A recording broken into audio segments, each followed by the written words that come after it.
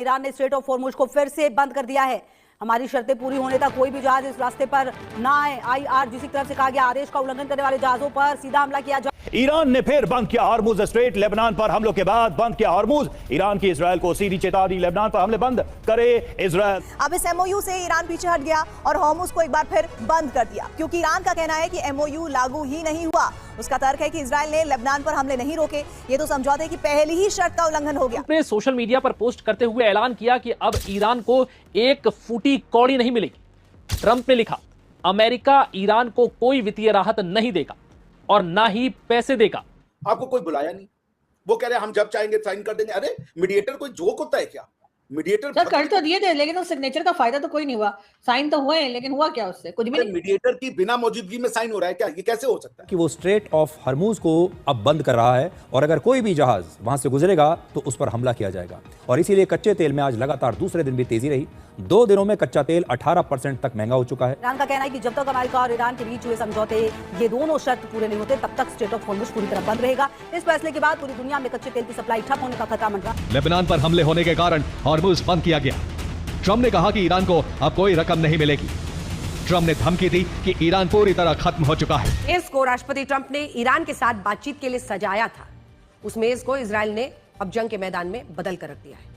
America और Iran के बीच MOU होने के बाद सिर्फ 14 घंटे बीते और 14 घंटे बाद ईरान ने अपने प्रतिनिधिमंडल को स्विट्जरलैंड भेजने से ही इनकार कर दिया है। ये वही स्विट्जरलैंड है जहां अमेरिका और ईरान के बीच फाइनल डील के लिए 60 दिनों की बातचीत होनी। ईरान की शर्त जो है वो क्या है ये भी समझ लीजिए। ईरान की शर्त है कि इजरायल तुरंत लेबनान से अपनी सेनाएं हटाए और नौसैनिक नाकेबंदी पूरी तरह खत्म करे। और सर अभी हम लोग मिठाई ऑर्डर की थी पाकिस्तान गवर्नमेंट ने कि शायद मिठाई वाले क्या कि जी हमने जो है वो स्ट्रेट ऑफ हॉर्मुज खुलवा दिया है और पीस टॉक या कह लीजिए कि वो सिग्नेचर होने थे MOU पे, वो भी सक्सेसफुल हो गया। लेकिन उसके साथ ही अब ये न्यूज आई है कि स्ट्रेट ऑफ हॉर्मुज एक बार फिर बंद कर दिया गया ईरान की तरफ से। और ट्रम्प जो है वो ईरान को उल्टा सुल्टा सुना रहे हैं। वो कह रहे हैं कि ईरान को एक पैसा नहीं मिलेगा, ये 60 डेज हम खेलेंगे। ईरान मुलाकात के लिए बेचैन नहीं था, बल्कि मुलाकात के लिए बेचैन था, हम नहीं थे। और इसी तरह की कई बातें जो है डोनाल्ड ट्रंप कह रहे हैं। तो सर ये तो अभी हमारे प्राइम मिनिस्टर तो आज फ्यूल प्राइस कम करने का अनाउंस करने भी जा रहे थे और सुनने में ये आ रहा था कि 74 रुपीज जो है वो फ्यूल में कम कर दिए जाएंगे। तो सर ये अचानक हुआ क्या? अचानक मतलब कैसे अचानक? या दिक्कत ये ना आरजू जी, क्षमा कीजिएगा, पाकिस्तान के लोग ना बहुत शॉर्ट साइटेड है, वो दिखते ही नहीं है। ये जो नेगोशिएशन या एग्रीमेंट कहना चाहिए मुझे, जिस एग्रीमेंट को ये करना चाह रहे हैं ट्रम्प साहब, ये हो चुका था। उन्होंने उस नेगोशिएशन को उस एग्रीमेंट को फाड़ के फेंका। उन्होंने कहा हम इसको मानते ही नहीं है, अब हम नेगोशिएट करेंगे। और री-ट्रीटीज, आपको पता है ना, ओबामा के समय में ये लोग नेगोशिएट करके मान चुके थे बात एक दूसरे का। नेगोशिएशन और ट्रीटी जो थी वो ऑलरेडी साइन हो रखी थी।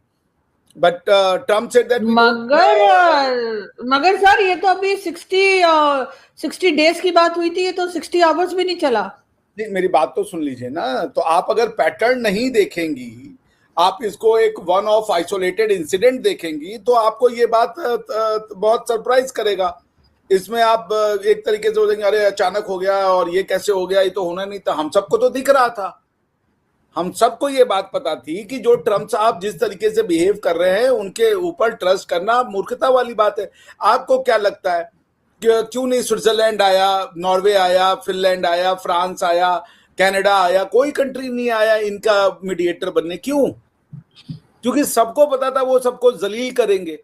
कतर तो आया ना सर, कतर का नाम भी तो आ रहा है। कतर एक बड़ी कंट्री है। कतर का नाम नहीं था, कतर को इसलिए रखा गया था कि अगर वो पाकिस्तान को जिस तरीके से चाहे उस तरीके से यूज करे। मतलब पाकिस्तान ने अपनी, अब उनको लगा कि भैया आप यूज हो गए, आप हर बार यूज हो जाते हो। 1979 में भी वो यूज हो गए जी, हमको अफगान वॉर में घुसेड़ दिया। आप यूज होने के लिए तैयार भी रहते हो। अफगान वॉर में आपको घुसेड़ा गया, वॉर ऑन टेरर में आपको घुसेड़ा गया, इस मीडिएशन में भी आप अब अमेरिका को पानी पी पी के गाली भी देते हो। लेकिन आप सारे प्रोग्राम में जी हम अब दुनिया के बड़े बड़े मसले तो पानी तो आप पीते रहते हैं हर शो के अंदर, हम लोग तो पानी पीते भी नहीं है।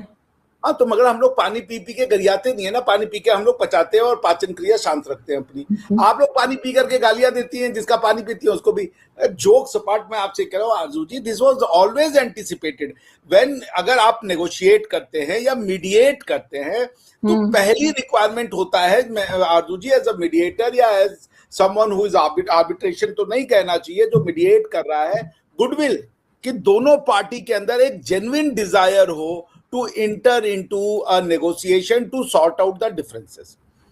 यहां पे वो जेन्युइन डिजायर नहीं थी। ट्रम्प जो है ही इज ट्रम्पिंग हिज ओन, जिसे कह लीजिए म्यूजिक, अपने होम ऑडियंस को, कि भाई मैं दुनिया का बॉस हूं, मैं जो चाह रहा हूं वही हो रहा है, मैं यूं 8 वॉर बंद करवा, उन्होंने 8 वॉर बंद करवाए, बाप रे बाप, ये वाला नहीं बंद करवा पा रहे हैं, ईरान और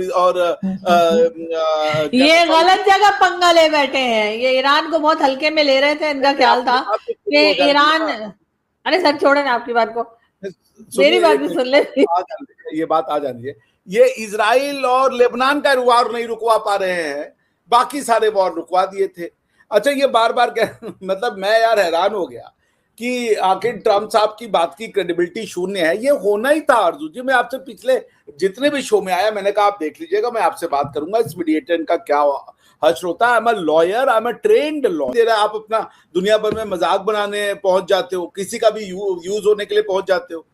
ऐसे नहीं होता भाई, पाकिस्तान को एक नॉर्मल कंट्री बनना पड़ेगा। सिर्फ ये शोबाजी जिसे कहते हैं ना सर, अच्छा काम ही करने जा रहे थे ना सर, अच्छा ही काम तो करने जा रहे थे कि लड़ाई रुकवाएं। अब नहीं रुकी तो क्या करें सर? देखिए, बच्चों की जान लेंगे क्या आप अच्छा काम बिल्कुल करवाने जा रहे थे, मगर आपकी हैसियत नहीं थी, आपको उपयोग किया गया। मैं आपसे फिर कह रहा हूं, आपको मना कर दे रहा हूं। सर हैसियत पे मत जाइएगा, सर हैसियत पे मत जाइएगा। किस पे जाए? हैसियत पे, हमारी हैसियत पे मत जाइएगा। औकात की बात कर लेते हैं भाई, आपकी औकात नहीं